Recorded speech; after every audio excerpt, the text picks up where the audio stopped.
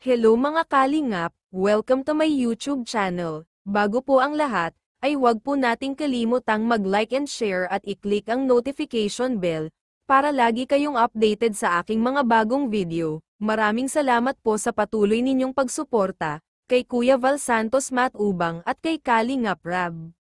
Alam mo ba, ngayong umaga, sobrang first time kong gumising ng sobrang aga para lang ihatid si Carla. So, Ganito kayo pag sa hospital mo siya hatid? Mas maaga pa.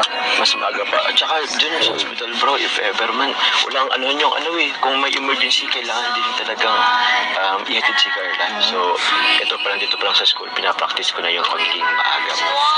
Tsaka bro, feeling ko naman kung talagang totally nurse na si Carla, magtatrabaho siya sa hospital, feeling ko nasa isang bubong na lang naman kami. So, asawa ko na yata siya that time. Kaya, madali naman gumising, di ba? Gigising na lang ako, parang, uy, asawa ko, uy. Diba? Ito ang simula ng journey ni Carla bilang isang nurse student, pero dahil nandyan lang palagi si Papa Joms para sa kanya, handang maghatid sundo sa kanyang school. Napaka-sweet naman ni Papa Joms, iniisip na niya ang magiging future nila ni Carla. Sorry po, natagalan. Kaya nga, tagal mo miss kita agad. Tara na po. Kaya ako naman, sweet ka lang. Sige, tara na. Napakaganda ni Carla sa suot niya, bagay na bagay sa kanya ang high school uniform. Ang cute niya at lalong lumitaw ang kanyang ganda.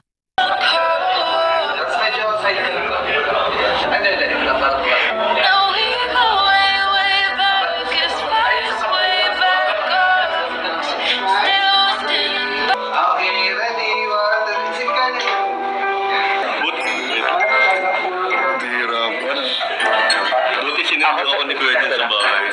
Sana wala ako dito ngayon. Gatiin ka lang basta. Basta gatiin ka lang ha. Ay, paalam pa ba kay Kalinga Prof na pupunta tayo dito? Huwag mo kayo naglag. Alam ba nila? Alam mo na yan.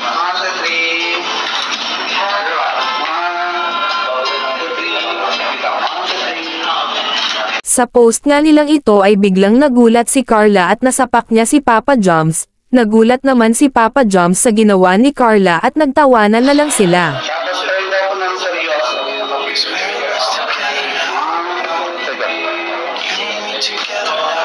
Smile naman.